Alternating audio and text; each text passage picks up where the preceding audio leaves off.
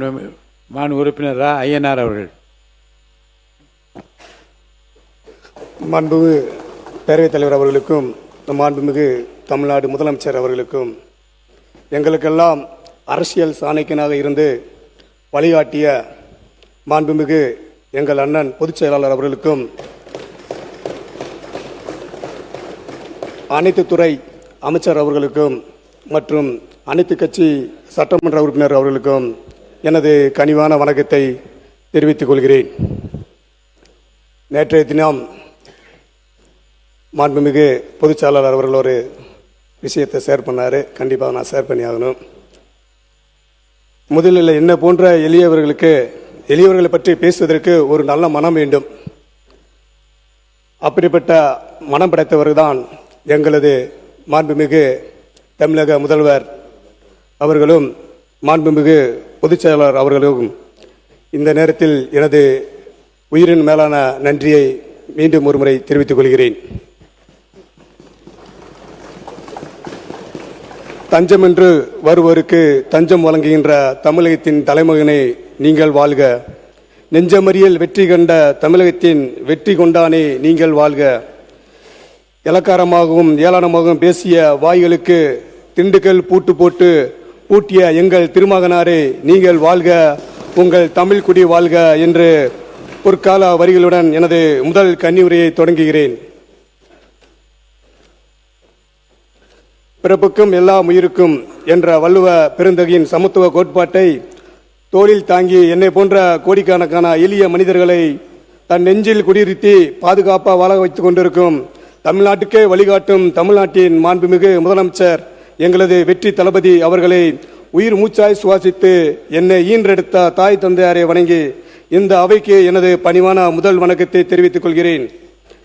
இந்த மண்ணில் பல ஆண்டுகால புறையோடி போயிருக்கும் லஞ்சம், ஊழல், போதை கலாச்சாரம் மற்றும் இயற்கை வளங்களின் கொள்ளை போன்ற கொடிய நோய்களை நோய் நாடி நோய் முதல் நாடி அது தணிக்கும், வாய் நாடி வாய்ப்ப செயல் என்ற வள்ளுவனின் வார்த்தைகளை துணையாக்கி வந்த நோய் என்னவென்று அறிந்து அதற்கான காரணத்தை ஆராய்ந்த பின்னர் அதை தீர்க்கும் வழியும் கண்டறிந்து இத்தகைய கொடிய நோயிலிருந்து மக்களை காப்பாற்ற உயர்தர சிகிச்சை அளிக்க கொண்டிருக்கும் நமது வெற்றி தளபதி மாண்புமிகு முதலமைச்சர் அவர்களுக்கு தமிழ்நாட்டில் உள்ள அனைத்து மக்களின் சார்பாக எனது இரண்டாவது வணக்கத்தை தெரிவித்துக் கொள்கிறேன். தமிழ்நாட்டில் உள்ள பெண்களுக்கு மகனாக, அண்ணனாக, தம்பியாக, தாய் மாமனாக நின்று பெண்களின் பாதுகாப்பே எனது பெருங்கனவு என்ற வேட்கையோடு தனது ஆட்சியில் பெண்களுக்கு எதிரான குற்றங்களை தடுக்க சீரியலும் சிங்க பெண்களை களமாட உத்தரவிட்டு வரலாறு படைத்துக் கொண்டிருக்கும் எங்களது ஜனநாயகனுக்கு எனது மூன்றாவது வணக்கத்தை தெரிவித்துக் கொள்கிறேன். மாண்புமிகு பேரவைத் தலைவர் அவர்களே, மாண்புமிகு சட்டப்பேரவையில் எனது தொகுதி மக்களின் குரலாக ஒலிக்கும் அரிய வாய்ப்பை எனக்கு வழங்கிய என் உயிரினும் மேலான நிலக்கோட்டை சட்டமன்ற தொகுதி வாக்காளர் பெருமக்களுக்கும், தாய்மார்களுக்கும், விவசாய பெருங்குடி மக்களுக்கும், எனது நிலக்கோட்டை ஒன்றிய பேரூர் கிளை வார்டு மகளிர் அனைத்து கட்சி கலை நிர்வாகிகளுக்கு எனது சிரம் தாழ்ந்த நன்றிகளை இந்த தருணத்தில் தெரிவித்துக் கொள்கிறேன். மேலும் திண்டுக்கல் மாவட்டத்தில் உள்ள ஆத்தூர், பழனி, ஒட்டாஞ்சத்திரம், திண்டுக்கல், வேடசந்தூர் மற்றும் நத்தம் ஆகிய தொகுதிகளில் கடந்த தேர்தலில் நமக்கு வாக்களித்த மற்றும் வரும் தேர்தல்கள் அனைத்திலும் நமக்கு மட்டுமே வாக்களிக்க காத்திருக்கும் அனைத்து மக்களுக்கும் எனது நெஞ்சார்ந்த நன்றியை தெரிவித்துக் கொள்கிறேன். மாண்புமிகு பேரவைத் தலைவர் அவர்களே, எனது நிலக்கோட்டை தொகுதியை அதிமுக கோட்டை என்று பெருமை பேசியவர்களும் உண்டு. திமுகவும் பல ஆண்டுகாலமாக வீழ்த்த முடியாத நிலக்கோட்டை தொகுதியை தமிழக வெற்றி கழகம் எளிதில் வீழ்த்தியதுதான் வரலாறு என்று நிலக்கோட்டை மக்கள் புகழாரம் சூட்டுகின்ற மக்களுக்கு மீண்டும் ஒரு முறை எனது நெஞ்சார்ந்த நன்றியை தெரிவித்துக் கொள்கிறேன். எனது தொகுதியின் கோரிக்கைகளை மாண்புமிகு பேரவைத் தலைவர் அவர்கள் வாயிலாக தெரிவித்துக் கொள்கிறேன். மாண்புமிகு பேரவைத் தலைவர் அவர்களே, எனது நிலக்கோட்டை சட்டமன்ற தொகுதி மக்களின் நீண்ட நாள் அத்தியாவசிய கோரிக்கைகளை இந்த மாண்புமிகு அவையின் கவனத்திற்கு கொண்டு வருகிறேன். நிலக்கோட்டை நகரின் மைய பகுதியில் அமைந்துள்ள தற்போதைய பேருந்து நிலையம் சுமார் 20 வருடங்களுக்கு முன்பு கட்டப்பட்டது. இது அப்போது இருந்த மக்கள் தொகை மற்றும் போக்குவரத்து தேவைக்கு ஏற்ப அமைக்கப்பட்ட பேருந்து நிலையமாகும். ஆனால் தற்போது அதிகரித்துள்ள மக்கள் தொகை மற்றும் வாகன போக்குவரத்திற்கு இது போதுமானதாக இல்லை. மேலும் நிலக்கோட்டை மற்றும் சுற்று வட்டாரங்களில் உள்ள பல கிராமங்களைச் சேர்ந்த பள்ளி கல்லூரி மாணவர்கள், அரசு மற்றும் தனியார் துறையில் வேலை பார்க்கும் ஊழியர்கள், வியாபாரிகள், விவசாயிகள் என நாள்தோறும் ஆயிரக்கணக்கான மக்கள் இந்த பேருந்து நிலையத்தை பெரும்பாலும் பயன்படுத்தி வருகின்றனர். அதேபோல் நிலக்கோட்டை பகுதி பூ மற்றும் காய்கறி உற்பத்தியில் சிறந்து விளங்குவதால் சந்தைகளுக்கு வரும் விவசாயிகள் மற்றும் வியாபாரிகள் எண்ணிக்கையும் தொடர்ந்து அதிகரித்து வருகிறது. இதனால் பேருந்து நிலையம் சுற்றியுள்ள பகுதிகளில் அடிக்கடி போக்குவரத்து நெரிசல் ஏற்படுகிறது. எனவே இவற்றையெல்லாம் கவனத்தில் கொண்டு பெண்கள் மற்றும் குழந்தைகள் காத்திருப்பு அறைகள், சுத்தமான குடிநீர் வசதிகள், நவீன கழிப்பறைகள், மாற்றுத்திறனாளிக்கான வசதிகள், மின் விளக்குகள் மற்றும் பாதுகாப்பு கேமராக்கள் போன்ற நவீன வசதிகளுடன் கூடிய புதிய பேருந்து நிலையம் அமைத்து தர வேண்டுமென மாண்புமிகு பேரவைத் தலைவர் அவர்களின் வாயிலாக கேட்டுக்கொள்கிறேன்.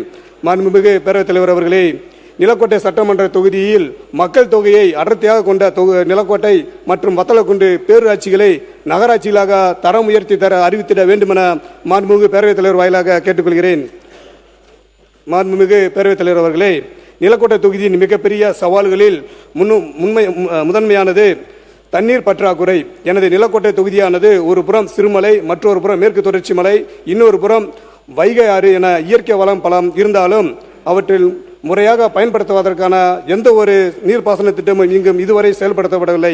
இதன் காரணமாக மழை காலத்தில் கிடைக்கும் நீரானது சேமிக்கப்படாமல் அப்படியே வெளியேறுகிறது. இதனால் கோடை காலத்தில் விவசாயிகளும் பொதுமக்களும் தண்ணீருக்காக மிகவும் கஷ்டப்பட்ட சூழ்நிலை ஒவ்வொரு வருடமும் ஏற்படுகிறது. நீரின்றி அமையாது உலகு என்றார் திருவள்ளுவர்.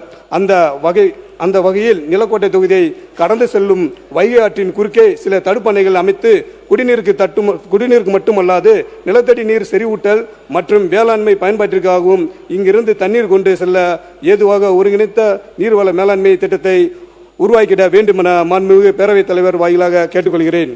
மாண்புமிகு பேரவைத் தலைவர் அவர்களே, இப்பூமியில் உள்ள அனைத்து உயிர்களுக்கும் சொந்தமானதான் இந்த இயற்கை வளங்கள்.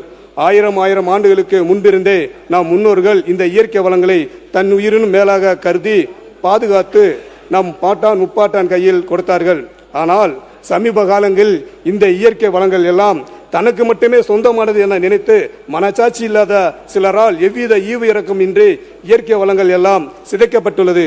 இன்று நம்மிடம் உள்ள இயற்கை வளங்களை பாதுகாத்தால் மட்டுமே தான் நாளைய தலைமுறையை நம்மால் காப்பாற்ற முடியும் என்ற உயர்ந்த சிந்தனையோடு செயல்பட்டு வரும் மாண்புமிகு தமிழ்நாடு முதலமைச்சர் அவர்களின் செயல்பாடுகள் மற்றும் அவரின் எடுத்துள்ள தொடர் முயற்சிகள் பொதுமக்களிடையே பெரிய நம்பிக்கையை எடுத்துரைத்துள்ளது.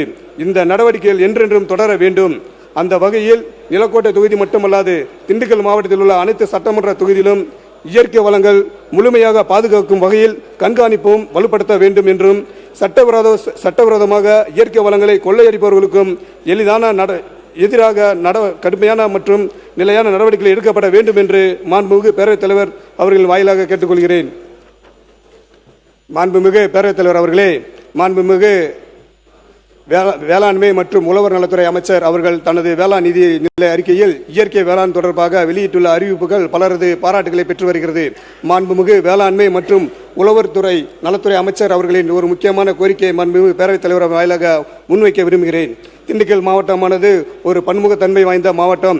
இந்த மாவட்டத்தில் உள்ள சிறுமலை, கொடைக்கானல், ஆடலூர், பன்றிமலை, தோணிமலை, பாச்சலூர், நிலக்கோட்டை, ஆத்தூர், பழனி, ஒட்டாஞ்சத்திரம், ரெட்டியாச்சத்திரம், வேடசந்தூர், வடமதுரை, குஜிலியம்பாறை, நத்தம், சானார்வெட்டி,